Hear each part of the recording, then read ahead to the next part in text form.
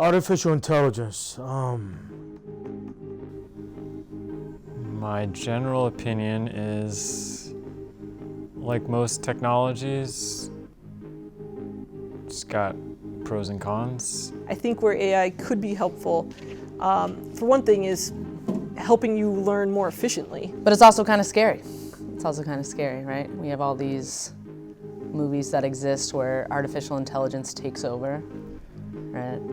It's like, are we moving in that direction? I don't know. Do I sound like an idiot?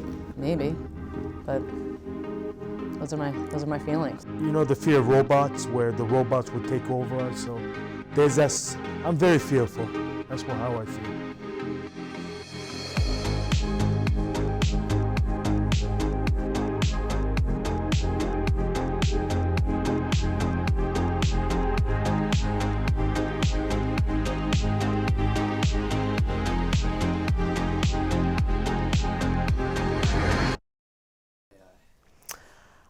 I think that AI is probably a lot more prevalent in our lives already than a lot of people realize. There's a lot of ways that AI is part of our daily lives now, and that's only going to become more true as time goes on.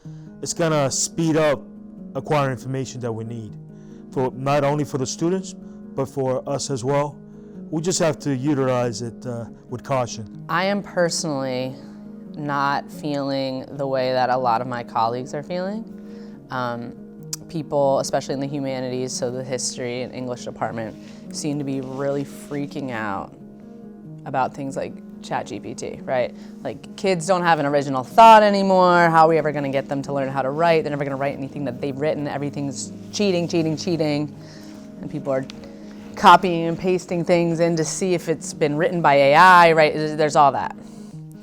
And like anything else in school, I think we just need to adjust our practice. Well, definitely we've seen a big jump last year with ChatGPT, that a lot of assignments that are more open-ended, writing assignments, that all of a sudden we were getting responses that seemed different than what we had in the past. So we've always had to adapt.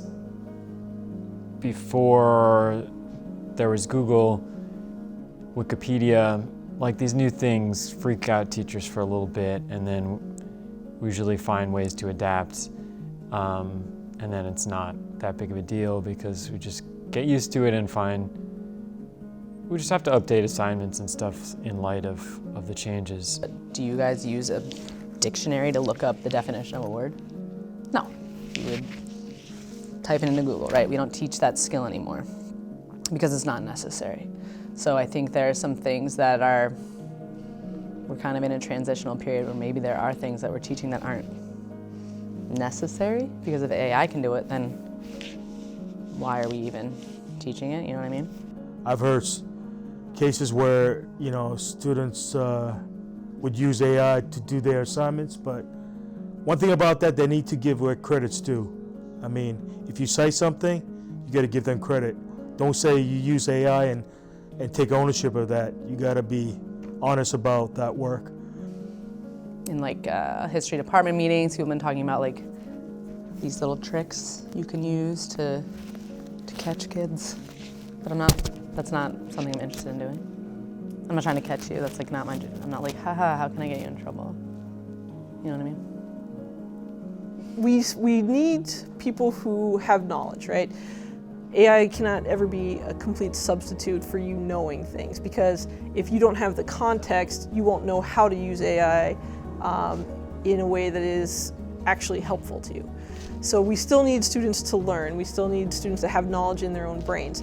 I think where AI could be helpful, for one thing, is helping you learn more efficiently. Like when you're studying for a test, asking ChatGPT a question that you're confused on, you can get probably a much better answer much more quickly than if you start Googling it and having to go to this website, that website, oh, this isn't really what I meant, et cetera, et cetera. Because everything's out there. You can look up, the entire world's at your fingertips.